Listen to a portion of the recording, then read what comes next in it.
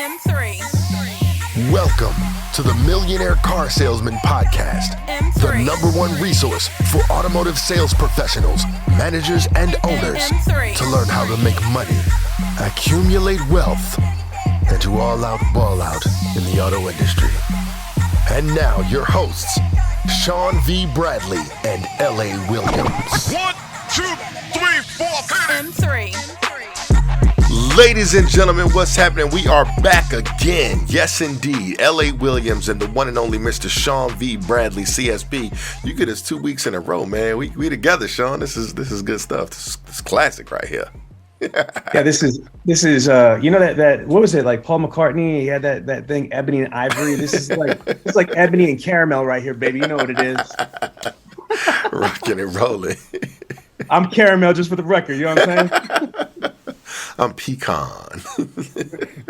No, my wife's the butter pecan Rican. So no. So man, funny. I'm excited because this is part 2.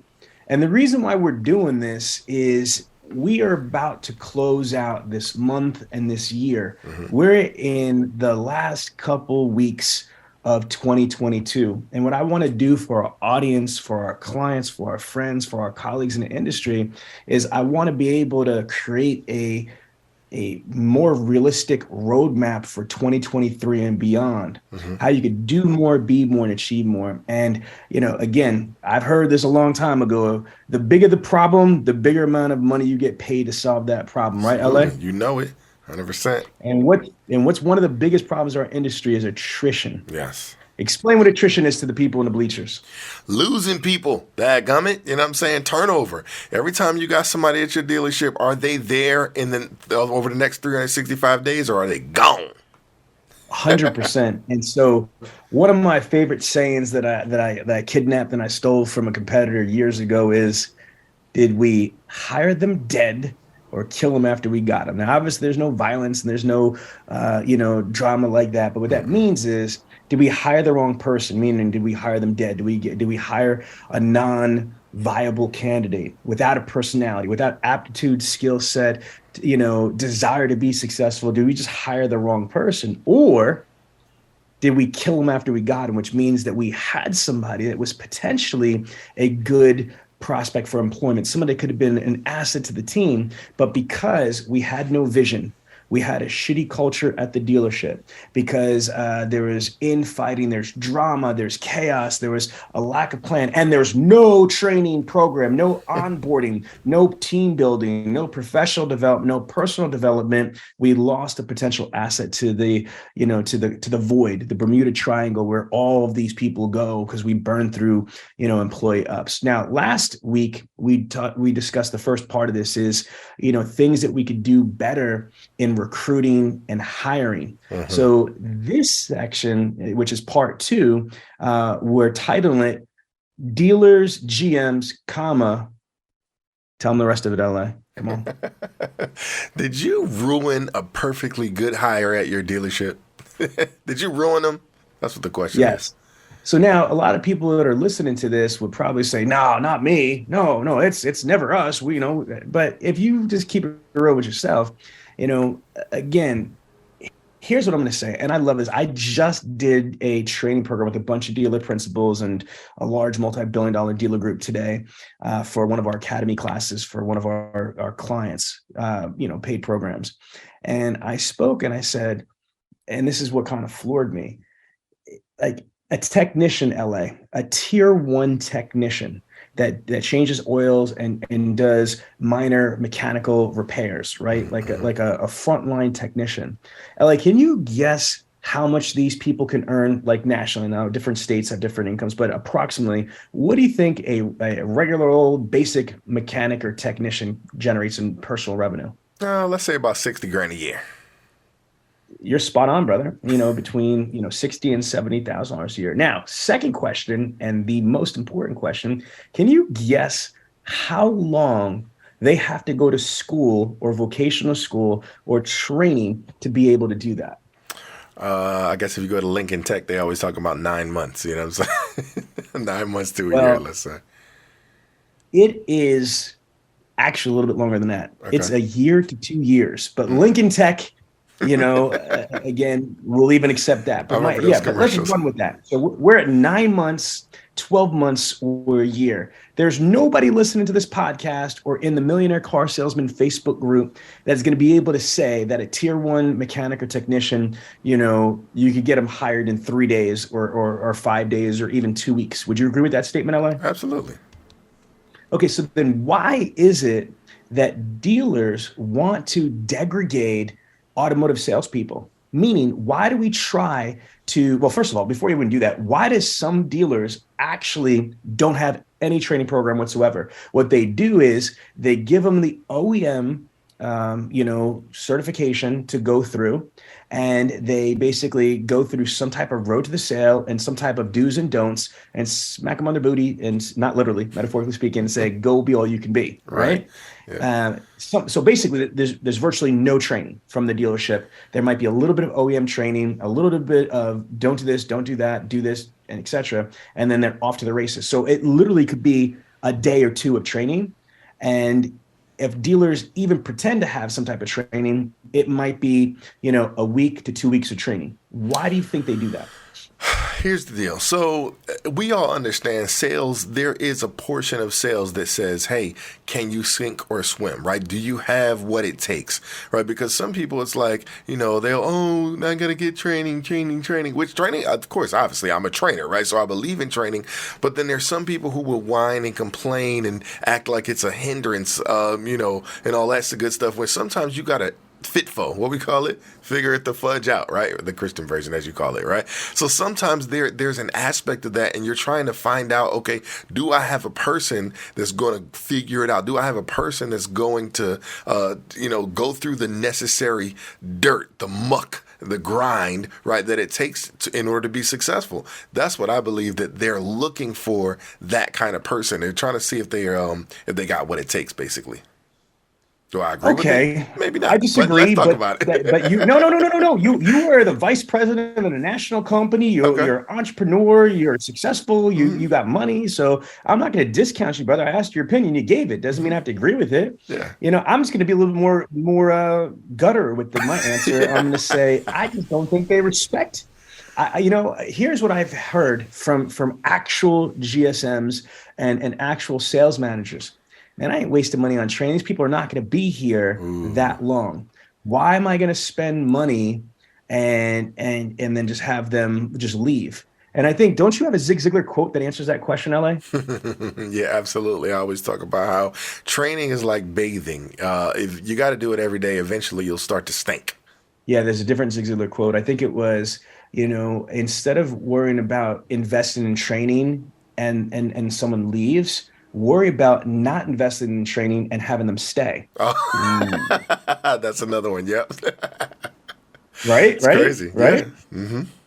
So if you think about this, like I'm just going to talk about all the dumbass things that I've heard that people have said over the years, and including recently, is that they don't want to waste money and time training somebody that, they don't think it's going to be there. So my question immedately, if I'm playing like ping pong and I'm volleying right back, is why are they there? Exactly. You're the one that hired them. They didn't just turn around and just move in like they're squatters. I doubt that a dealership is a squatter haven where people just come off the streets and they're homeless and shit, and they just start, a little refugee camp in the showroom. I know I'm being like completely like ridiculous here, because that statement is utterly preposterous and ridiculous as well. It's to think that, as a grown-ass adult, a manager at a multi-million or multi-billion-dollar organization actually thinks that it's a waste of time and money because these people are not going to be here. Because first of all, if they're not going to be there, then have them removed, terminate them, part ways, or what have you.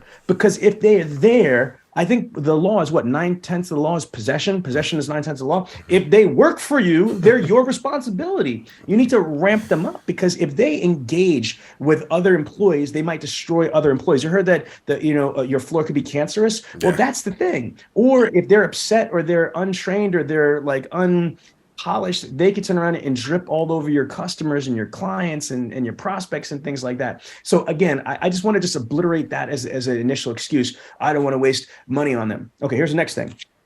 Okay.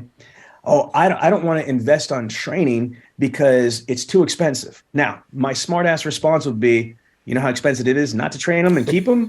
I mean, all the problems you have. An untrained professional is not going to utilize your CRM properly. They're not going to utilize all your other tools, or that you invest all your technology and your resources and your marketing and your advertising, and they're going to suck on your CSI, and then it costs you co-op money and dealer cash and all this other stuff. So again, I think it is absolutely more expensive to not train your people and they stay employed temporary or long term at your dealership. What do you say, LA, about that?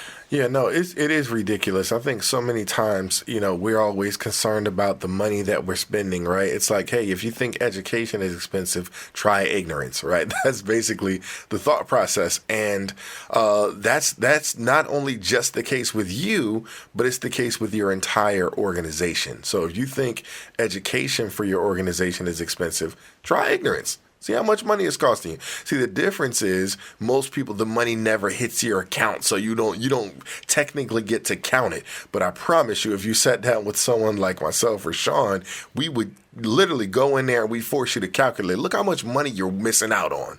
You see, and then you really won't like it. So.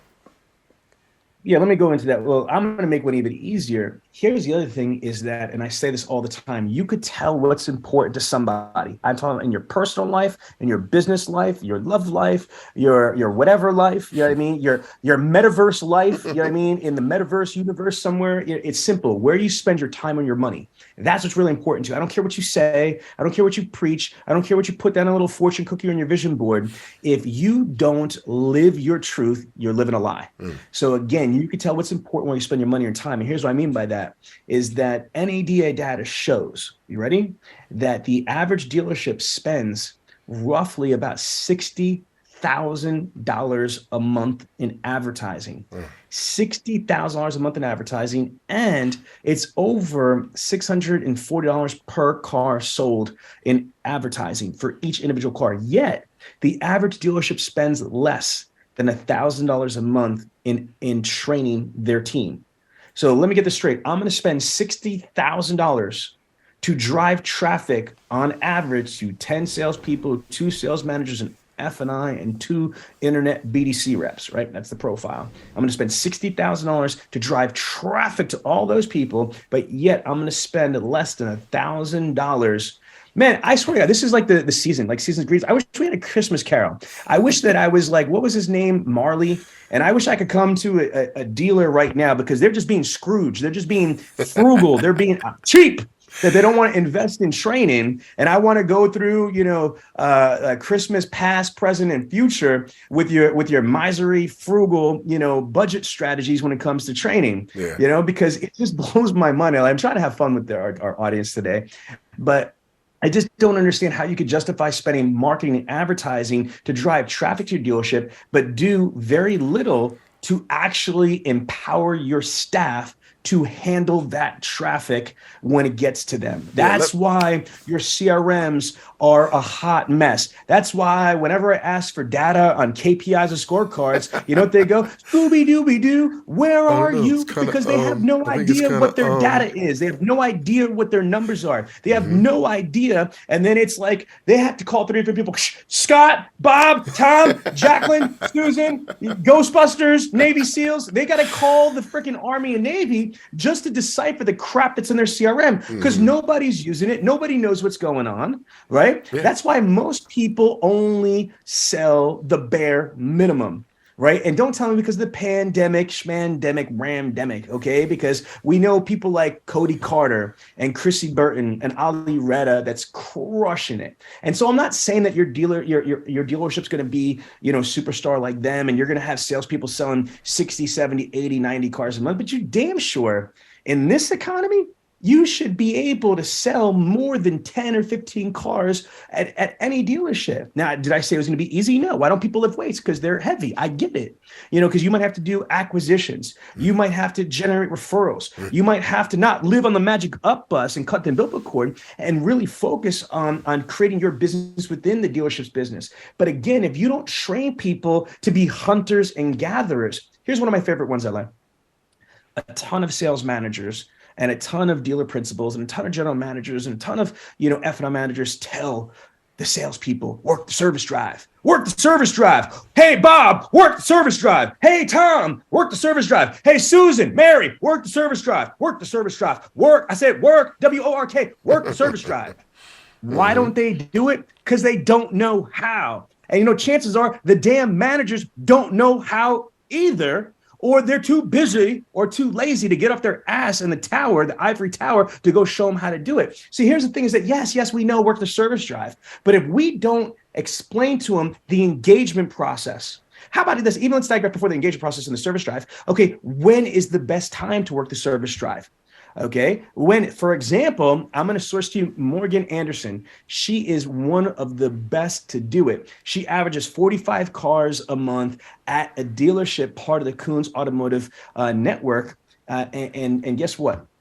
She sells 18 to 20 cars a month like clockwork out of this service drive. Why? Because she understands, like I preach at Deal with Synergy as a national trainer that teaches this stuff, that NADA says that a service customer is 7 times as likely to purchase a vehicle from where they service the car from. So instead of trying to go out into the community and do this and do that and spend a bunch of money, just walk a couple damn feet into the service department and start upping people in there. Or if you want to be really strategic and really sophisticated, and I said sophisticated, right? Then what you could do is use data mining, equity mining, use things like auto alert, free advertising. You guys want me to check, automotive masterminds, auto, radar revenue and all these other companies. There's a ton of companies that specialize in data mining, equity mining that you can engage the service opportunities. Do you know that there's a whole entire segment of people that service that have never purchased a vehicle at your dealership before? These are called unsold service customers. But the problem is, if we don't tell people what time, like Morgan, you know what time she goes there? 7:30 in the morning.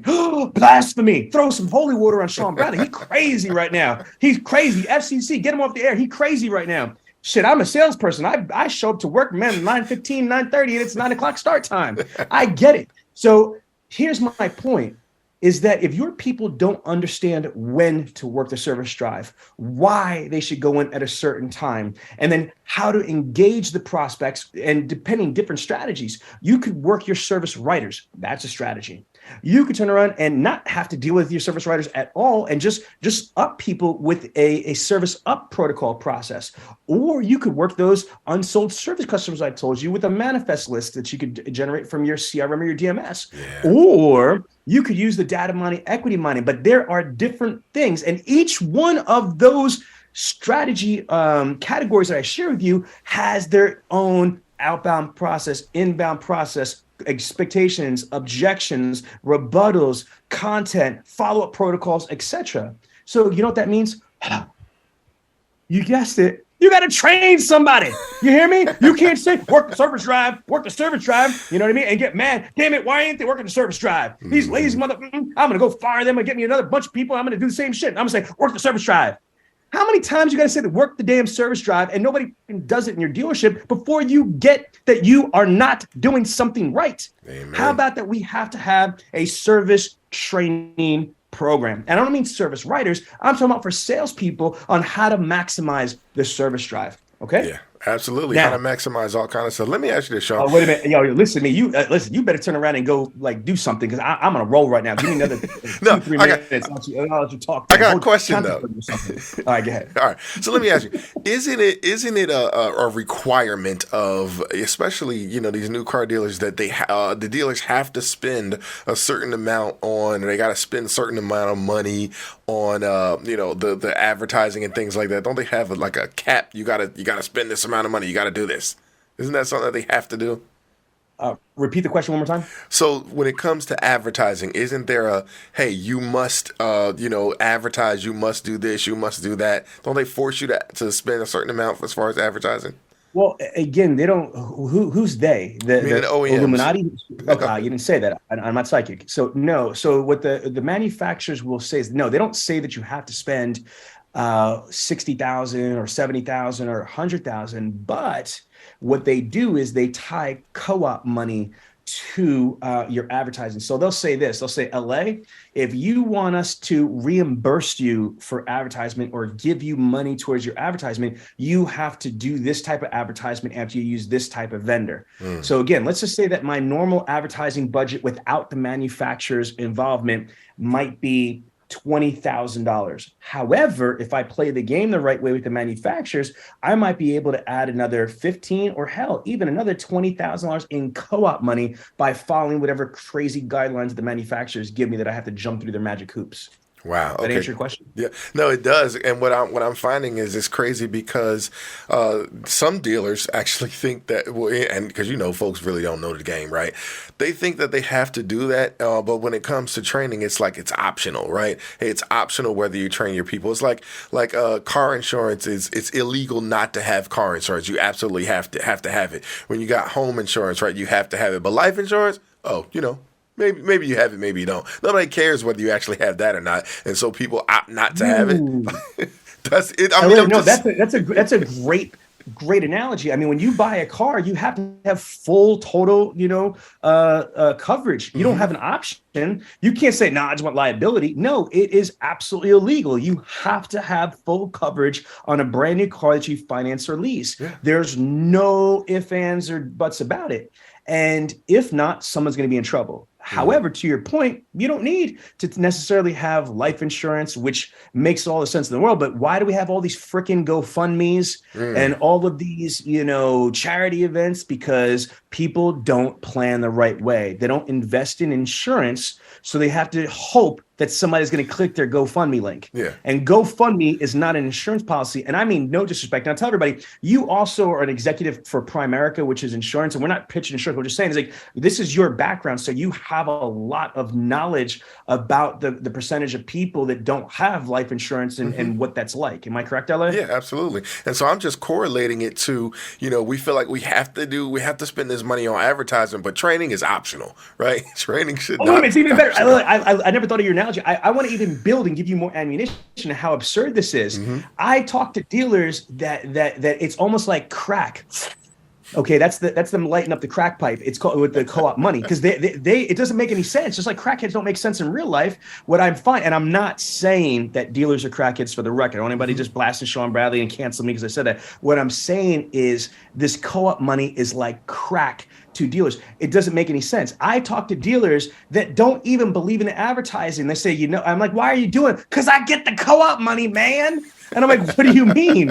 And I'm like, it's like, but it sucks. I'm like, yeah, but I get that co-op money, baby. You know what I mean? And so what they do is because it's free and they're conditioned and beat into co-op money. So they're going and they're focusing and trying, okay, what can I spend my co-op money on? What can I spend? Even though they know it's not the greatest, but it's free. You know what I mean? It's like grown adults that go to events and they garbage swag. Like I blow my mind when I go to NADA LA, right? And these are multi-millionaires, dealer principals, or they're managers that make six figures, $250,000, $500,000, but they're excited, grabbing like foamy snakes and stress balls and pens and shit like that they've got to lug all the way back to their house that they don't need. It's like crack. It's like I must grab the free shit at all the vendors' tables, and I need to grab a lot of them. And then I got my kids at home. Come on, man. If you got this type of money, you could buy this some real toys at FAO Schwartz or Toys R Us. You don't need that cheap shit at the conference.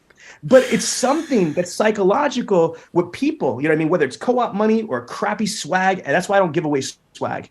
You know what I mean? Like I just started giving out eyeglass cleaners because I wear eyeglasses, you know what I mean? And I cleans your cell phone.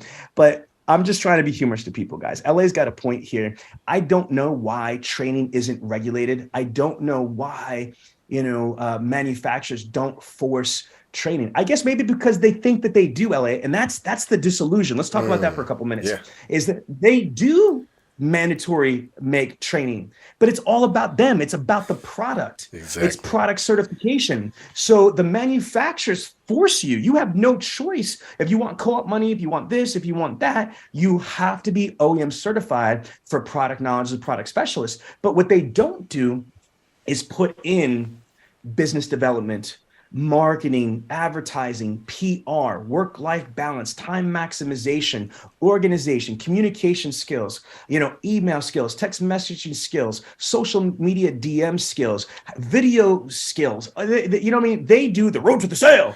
If you're lucky, you know what I mean? So wait, Most Sean. of them So don't. with all this, where in the world are we supposed to learn all of that kind of stuff? Who do we go to learn that kind of stuff? That's what the question I think would be. Well, again, look, if you listen to my podcast by now, I hope you guys understand that I'm a national training company, right? And the reason why we do this podcast, and we've been doing this for many, many years.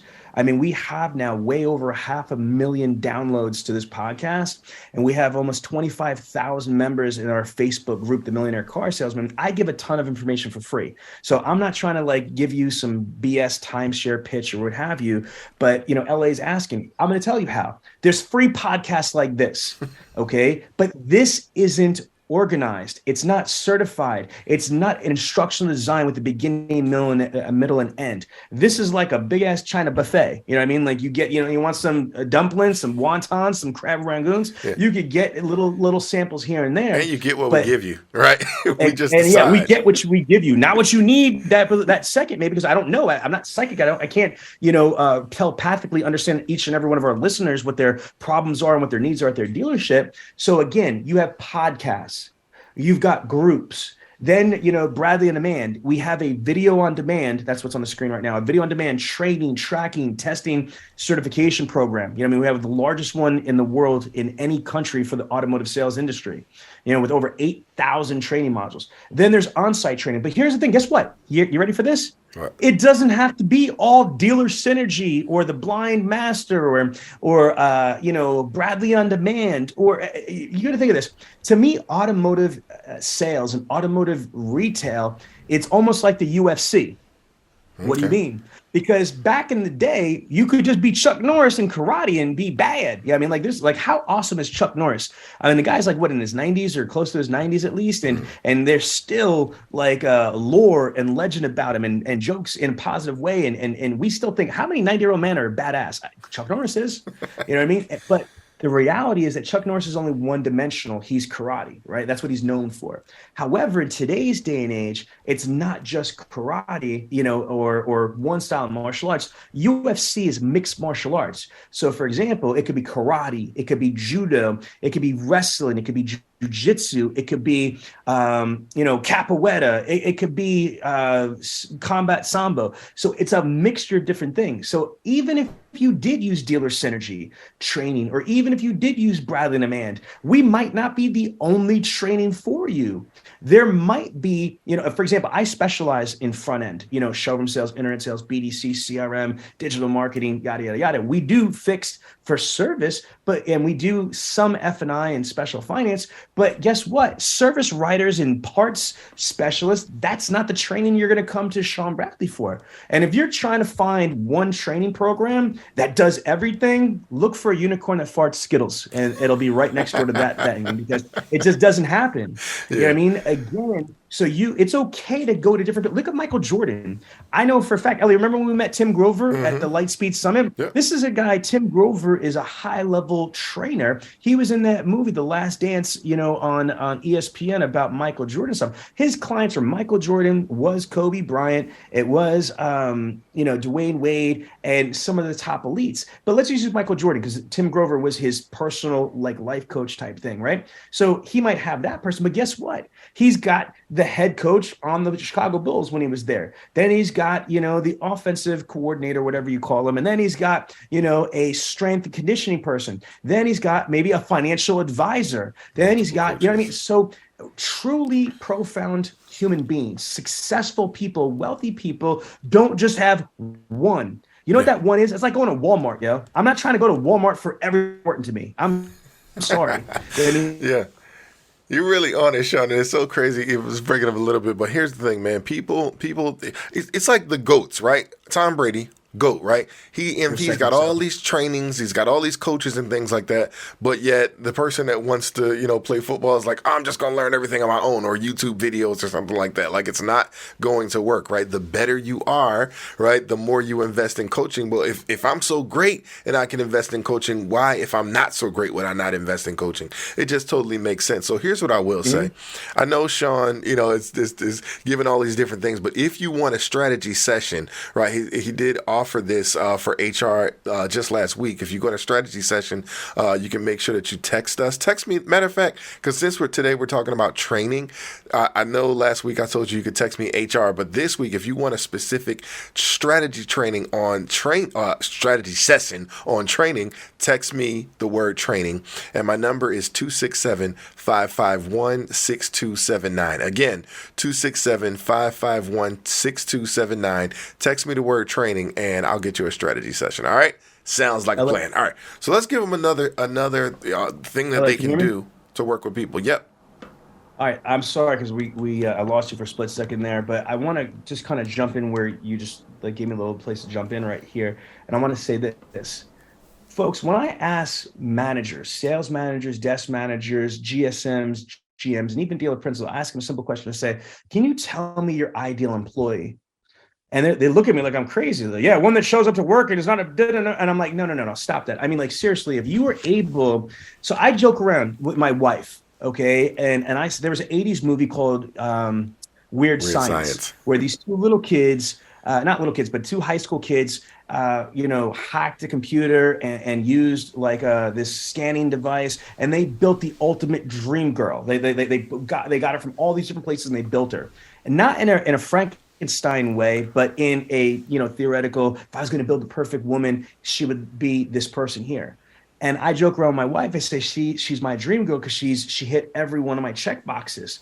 I, especially being married, once before, I said, oh, hell no, I'm not going to get married again. But if I did, checkbox. And that's, and again, and I would not settle for anything less than that. Same thing for this is like, why are we just reacting to the, remember, did we hire them dead or kill them after you got them type employees that you guys are recruiting and bringing to your organization now? What we should do is, Covey says, from the second habit, begin with the end result in mind. So I want everybody listening to this podcast or in the Millionaire Car Salesman group to just think about this. First question is, what is your ultimate employee? Okay. And I'm going to say, look, maybe not even day one, but in the first 30 days, what do they need to know and be able to do? Stop. I'm going to repeat. What do they need to know and be able to do in the first 30 days, the first 60 days, and the first 90 days? Okay. What does that look like?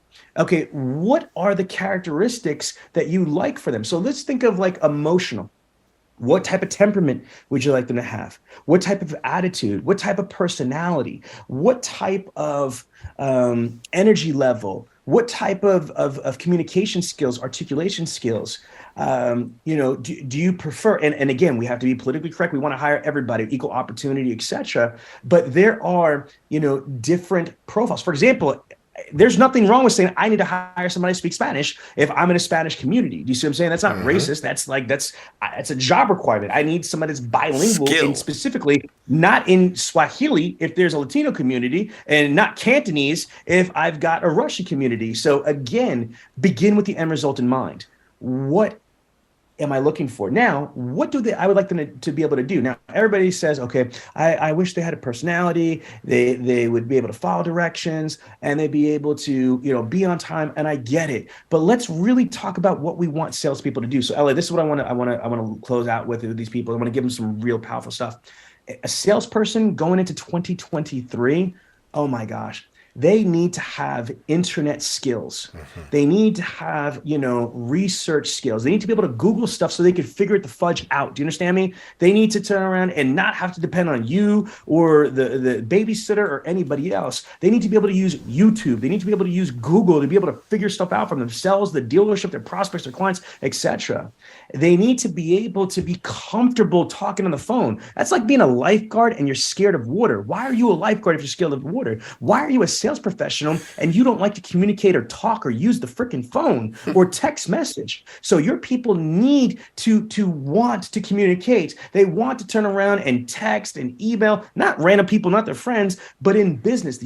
I would be amazing if they sent us said, hi, my name is Sean. I got an addiction. It's called text messaging. You know what I mean? Oh my God, I can't help prospecting. You know what I mean? Like, again, I want to have good, bad habits, if that makes sense. It's an oxymoron, right? Mm-hmm. What else? I want them to be able to function on social media. I want them to like and respect Facebook and Instagram and LinkedIn. Oh my God, I would love it if they had a hobby and let's just say somebody was a fisherman and they showed Sean. And if I said to this magic person, right, that on my interview, what type of hobbies you have? Fishing?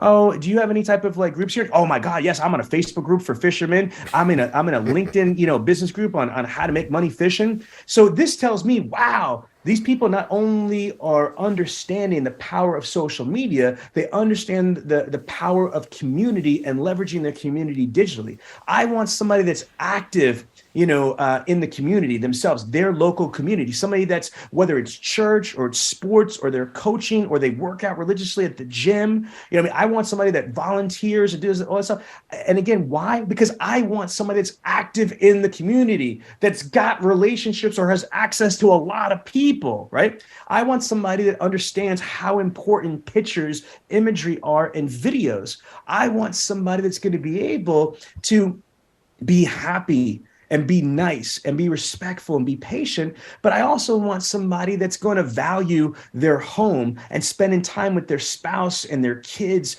and this and that, because, it's not happy wife, happy life. It's happy spouse, happy house, and vice versa. Happy house, happy spouse. You see what I'm saying? So again, LA, you see what I'm getting at? Yeah, man. How the hell can we hire and train somebody if we don't even have an outline of all the stuff I'd like the people to do? Because a lot of the stuff I just said is not just product knowledge, is it, folks? Not at all. A lot of what I just said isn't just the road to the sale. I mean, this is stuff that we need. We want people to be like real estate agents, metaphorically speaking, as it results to entrepreneurship. I want somebody, when I hire them, they understand from inception, when I first hire them, that look, when they first get started, it's going to be training. They're not going to probably make very much money or any money at all for the first 30 to 45 days, maybe even 60 days, because I want them immersing themselves. I want them waterboarding themselves on all the information.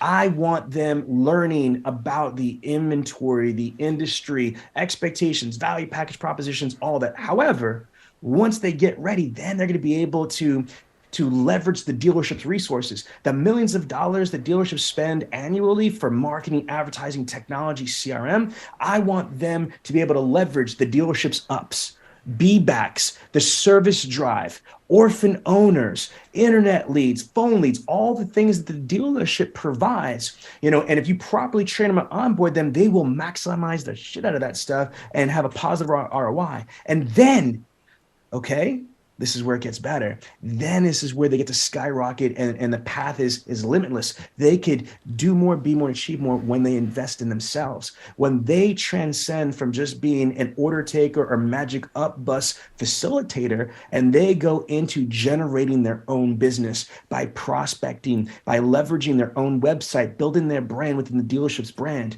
doing their own marketing, advertising, whether it's from social media, Facebook, Instagram, LinkedIn, OTT from Hulu, Netflix or HBO Max or whatever, or they're going to get their own billboard or diner mats and radio, whatever. I mean, there's salespeople all around the country that have their own marketing budget and strategy like a real estate agent. And these people are the top sales professionals in the United States because they don't live on the magic up bus food. They live solely on what they bring to the table. LA, does that make sense? Absolutely. Cody Carter tells the story about how when he sold cars in Arizona, he was selling about 19 cars a month, and that was his life. He was just like a regular car salesman. Well, I could say better than regular because regular is 9.6, right? So he was already doing double that. But, he was just a regular car sales guy, right? And then when he figured it out, when he said, you know what, when he started being able to build some of those hard skills, right? Because I think there's two different types of skill sets. There's soft skills, that's character, that's team player, that's, that type of stuff. But then there's hard skills. The challenge is that, we're always looking for people with the hard skills and they don't have the soft skills. I can't teach soft skills though. Either you got it or you don't. Either you have integrity or you don't, right? But if you got the soft skills, I can then teach the hard skills. And again, as Sean is saying, you don't always have to start from scratch. You don't always have to start from the bottom of the barrel just because they got some soft skills. No, folks can have some level of hard skills, but again, you got to know what you're looking for so that you can actually find it. Folks, let me give you an example. When dealers hire us at Dealer Synergy or Brad the Man, we do everything from the recruiting staff, as you guys know, but then we do initial onboarding training. Welcome to the automotive industry, the most remedial.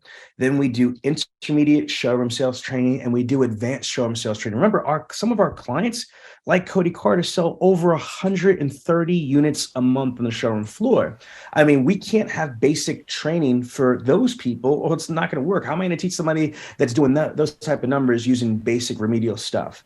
Then we have sales management training, desking training, F&I manager training, BDC manager, internet director, digital marketing manager training. Yeah, we actually teach digital marketing. Remember, I'm an international best-selling author of a book called Googleopoly. So we teach everything from Facebook automotive, Instagram automotive, Pinterest automotive, TikTok automotive, Clubhouse automotive. My daughter, T Got Your Keys, she's got one video, 2.5 million organic views, spotted 10 cars off of one free TikTok video. She's got almost 500,000 likes and about 20,000, followers. So we teach that. We teach time maximization, Franklin Covey, work-life balance. We teach communications, email, phone call, text messaging, social media chats, video email, video text messaging. We teach video. We teach video search engine optimization. I mean, we teach special finance. We teach receptionists. We teach, oh my gosh, and so on and so on it goes. Do you see what I'm saying, guys? Mm-hmm. And none of that is the manufacturer training. And I'm only saying this to you is that there's so much that we could train our people on just marketing, branding, and building your own brand within the dealership's brand. Social media, video. Can you imagine if your people were fluid and how fluent they could theoretically be with the millennials, which is the number one buying segment with 88 million of them out there, right? So LA, can you, I actually want to just go into overtime for a couple minutes here. We started a little late anyway. I want to also, before we get off on this podcast, let people know there's a difference between training, mm-hmm. personal development, professional development, and team building. So we talked about this whole time about the lack of training in the dealership world, right? But there's also a lack of professional development. And professional development, LA, for people that don't understand what the difference is, could be something like your professional speaking skills. Mm-hmm. See, like if I was a carpenter, or if I was a mechanic, I go to tech school, vocational school. But if I'm going to, be a professional car salesperson, if you think about it, I am not just using objections and rebuttals. What am I actually using? My voice. I'm using speaking, my vocabulary, the way that I pronounce my words, tone and inflection and things like that. There's schools that you could go to, but there's free, close to free. There's workshops and associations like Toastmasters mm-hmm. or the National Speakers Association. I mean, these are things that could focus on my professional development. Here's another thing, understanding about psychology, sociology, even a little bit of anthropology will help me be a better automotive professional. Using and understanding the science of communications and using neurolinguistics to be able how to maximize, like where I'm going to be and how I'm going to stand, what am I going to point to, and leveraging all aspects of my body to give the most captivating presentation. I mean, this shit is levels to this, man. Mm-hmm. You know what I mean? We're not just talking about rookies and stuff. There's different degrees that we could take this. Like there's a 12th degree martial artist, or there's a 10th degree black belt in Brazilian jiu-jitsu. I mean, there's different degrees to being a professional in our industry. my God, LA. I mean, like management, leadership, dealing with conflict resolution, because that's not needed in the car dealership between the different departments, the showroom and the BDC. They don't need conflict resolution. They need bloods and crick mediation sometimes. So yes, they could use conflict resolution. And one of the biggest time sucks in the dealership is there's a lack of proactive organization and strategically prioritizing what we do. Because I know if we could just solve one problem, if we can make every employee at your dealership, I need a him. If we can make every employee at your dealership more effective, how much money would you all make? It would be immeasurable. LA? Absolutely, man. You on it. Talking about the difference between, training, personal development, professional development, and then team building. I had a gentleman, Sean, we got a client who, we've been talking to them about completing a certain level of quote unquote training, right? Talking about the CRM. And, there was an incentive that if you complete it by a certain date, you'll get like $150, $200, whatever the case may be. But if you don't, then you got to do laps around the dealership, right? And hey, listen, it is what it is. But here's the crazy thing about it. Even if they didn't quote unquote get it done, that whole laps around the dealership thing, that's a team building thing, right? People don't realize that type of stuff is something that builds character, right? With a football team, right? If you're playing football team or basketball and all that kind of stuff, and somebody gets laps, man, those people who are doing those laps with you, those push-ups with you and everything, I'm telling you, you build an unbelievable bond. And so these are the types of things that we're talking about. You got to make sure you got some team building going on at your dealership. Now, that's professional development. Then when we talked about team building just now with LA, I'm going to touch on that in a second, but I want to go to the one that we didn't talk about, personal development. There's people that might need evolution, like the whole 7 Habits of Highly Effective People talks about the maturity continuum from codependency, dependency to independency to ultimately interdependency. Now, I don't want to just turn on and confuse anybody with the vocabulary here, but it's serious. There's things that people need to work on internally that they can't ever be effective for you on a professional, economical, or fiscal level until they fix what's broken or deficient within themselves. So personal development, and I'm not talking about like psychotherapy for PTSD. I'm not saying that. I'm saying that there's things that could like, for example, being proactive, or somebody might have the aversion to ask questions. So it's not the end of the world. But if somebody's proactive to say, hey, you know what, I've got a question, or I'm confused, or what have you, that's a personal thing. That's not a professional thing. That's a personal thing that they already got to come internally. But until they do that, they're going to be limited on a professional level. So again, we've got training, we've got professional development, we got personal development. And then, as Ellie was talking about, there's team building. There's so many things that dealers think that they're doing to build team building exercises, but they don't. I'll give you an example. What they do is they say, I'm taking my team. If they win this sales contest this month, I'm going to take them to a steak dinner. And I'm like, well, that's not team building. That's a bonus. That's a reward. That's an incentive.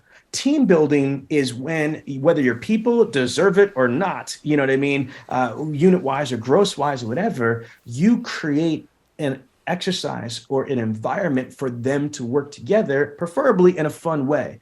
So one of these ideas, just as an example, and I'm dead serious on this, is I'm not saying taking everybody at once. If you have a huge organization, it might be the sales team, and then the sales team might be split into teams, especially if you're a big organization. So so team A, we might go first or whatever. But one of those, like, what do you call it? Like from the Saw movie, you know what I mean? Like escape rooms. Escape room is a really cool way that, that a group of people have got to communicate, talk to each other to be able to solve problems in a fun way. One thing that we did at Dealer Synergy, Ellie, if you remember, is I basically had one of my friends who's a former Philadelphia Eagle, Trey Thomas. Shout out to Trey Thomas. He's also the owner of a wine and paint, a sip and paint company called Pinot's Palette in Cherry Hill, New Jersey. And so what we did was I wanted to do a team building exercise for Dealer Synergy. So we got an NFL Hall of Famer from the Eagles, and most people are big Eagles fans at my company. We had him greet us and sign autographs and take pictures and hang out with us. Then we broke out the bottles of wine, and then it was a legitimate and it was off work hours, by the way, it was like one of those instructors. There was one instructor that basically taught everybody with verbal commands on what paint strokes to build. And so as a group, we picked a picture, and then the instructor instructed the whole group. It was a team building exercise that we were able to share together. So all I'm trying to say, folks, is that there's a big difference. We got a painting up of somebody did this painting that's up in our lounge. Yeah, LA, your camera's off, but I mean, like, again, I wish we had this here. Yeah, LA is completely blind, and I know you guys know that. He actually painted a beautiful picture, and it didn't look like, oh, that's cute for a blind guy. No, it was damn good for a sighted person. I was freaking shocked. No, and we put it in our beautiful lunchroom at Dealer Synergy, the marble countertops and all like that. And it's like right on the wall, and it's our centerpiece, so to speak, for the lunch area, because it's mind blowing that a blind man was able to paint this beautiful picture just by listening, trusting his team, trusting his instructor, and following directions. And obviously his wife was in his ear coaching him and stuff like that. But nobody traced the damn picture or painted it. LA did it all himself. So again, these are things, whether it's the escape room or it's the painting thing or it's some other thing, that's a team building exercise that you're outside the environment, outside the dealership, outside the lot, and you are doing something fun but strategically viable to grow the team together, Yeah. Are we doing that? No, but then we complain when people suck and then we fire them, or, after we either gave them no training or 1 week of training. Mm-hmm. Yeah. We actually had a dealership, Sean, that did a relay race with their internet team and their sales team, because one of the challenges they were having is, the internet team might set appointments, and then when the sales team, gets them, they might drop the ball. And so we literally set it up where the sales team was the beginning of the relay race, and they would hand the baton to the internet coordinator, and then the internet coordinator would go a couple of steps and then drop the baton. And so they're like, what are you doing? Because, salespeople are real competitive. What are you doing? You can't drop the baton. And it was like, oh, so you don't like it when we drop the ball. Okay. It turned into a whole ordeal. And then what was crazy is right after they did that exercise, that's what took them to their top month of doing 320 cars. Before that, they were doing 75, 150 was like their top month. And then they literally went from 150 to 320 because of that exercise. Craziness. No, man. LA, listen, I listen to a lot of these podcasts in our industry. I'm on these blogs and these groups as well, because I'm a master of my craft. I don't hear anybody talking and spitting the fire we're spitting right here. This is the truth. Yeah. I mean, if you want to build, think about this, folks. If you want the things the average dealership doesn't have, highest CSI, highest gross, highest volume, highest employee satisfaction, everybody's wearing Protect, watches, whatever. You know what I mean? If you want the shit that the other dealerships don't have, you got to be willing to do the things the average dealership isn't willing to do. Respect your team. They are the most precious commodity you're ever going to have. I'm talking to you as a business owner of multiple companies. And I wasn't always like this. I was completely stupid and naive, and I messed up in the beginning, and I burnt through a bunch of people until I figured out that my most greatest asset by far is my Dealer Synergy team. It's each and every one of those people. It's not my CRM. It's not my new shiny little toy or software, or this or that. It's my people. And that's why LA, because he's a better manager than I am. I'll say it on record. I know he can remix this later. He's way better manager than I am. That's why he manages the day-to-day operations of the team, because, again, he wants to maximize them, build a great culture in the organization. LA, right or wrong, this is if people are your most greatest asset, you need to not only just love them, but you got to give them the resources that they need to develop themselves. Because obviously, if you own the place or you're the general manager, you're doing something right in life, or you're part of the Lucky Sperm Club, whichever one I'm okay with. You know what I mean? So I got a couple of those in the industry right now, my daughters. So I get it. But the reality is this: if I want my people to be successful, I know that if I'm a GM or dealer, that they're not a dealer principal or GM. You know what I mean? But so give them the resources so they could make money like they are. or maybe one day in the future they can achieve what you achieved. But that's the other thing, is sometimes people try to push people down or push people to the side. Not that they're going to hurt them, but they don't try to lift them up and bring them, with them on the rise. You know what I'm saying? So I'm going to repeat that. I'm not saying that anybody is sabotaging anybody or they're just keeping people down. But what I'm saying is not enough people are trying to grab them and bring them up with us as we're on the rise. That's why I'm very passionate about training. I came from nothing. I never had anything when I was a kid. I lost 6 years of my life. Like crazy shit. I near fatal jet ski accident, had a heart aneurysm. My first wife passed away. There's a lot of stuff that's going on. You know what I mean? And so in spite of all that shit, I am successful, very successful. So that's what I try to do every day. And why I go hard at what I do is because, man, when you're that blessed, when you come from fucking nothing and become a multi-millionaire and become successful, so successful, you could put your friends and family on and they're hugely successful. I've got kids that are in the industry. I got nephews and daughters and family that's selling cars and on the retail side, lighting it up. So I think every day when I go hard, man, I wish that dealers and managers invested like my dealers invested in me. Oh, did I mention that? The reason why Sean Bradley is so successful is because when I worked at Schwartz Chrysler Mazda, my first dealership, they didn't let me touch the floor back in the 1990s when I worked there until I had over 3.5 weeks of training with the dealer principal, outside trainers, everything. That's my word. Schwartz Chrysler Mazda is still, they're now in Shrewsbury, New Jersey. Go ask the owners. That's real. And then my second dealership, Weissler Lincoln Mercury Mazda, man, Charlie Kearns is one of the best closers I've ever had. And he trained me and poured into me.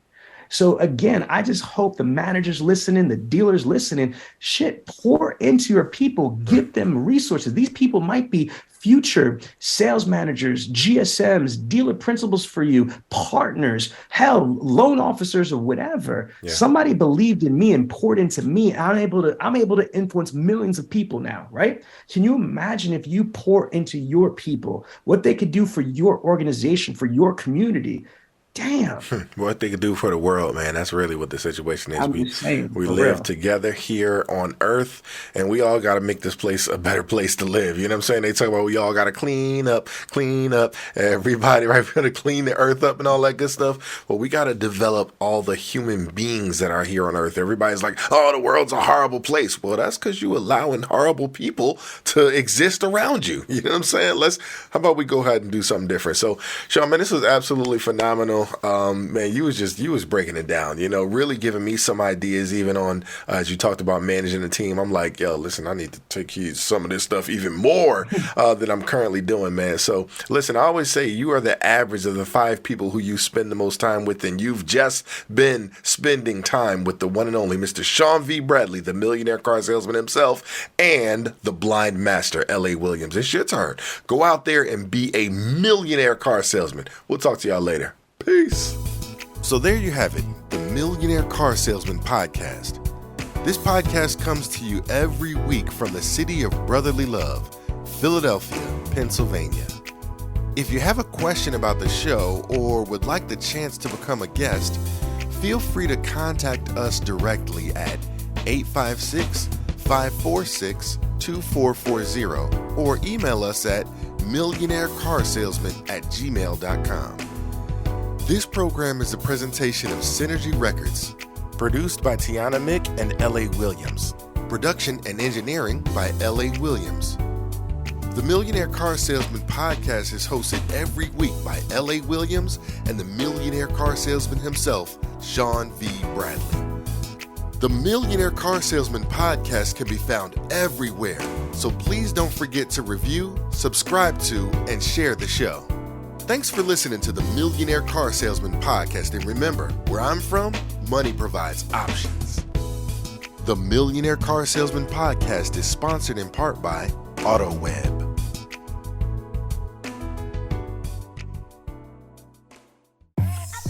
If you enjoyed this podcast, then make sure to give it a thumbs up, subscribe, and leave us a review. Let some other folks know about it. Oh, and don't forget to join the Millionaire Car Salesman group on Facebook. We'll see you there.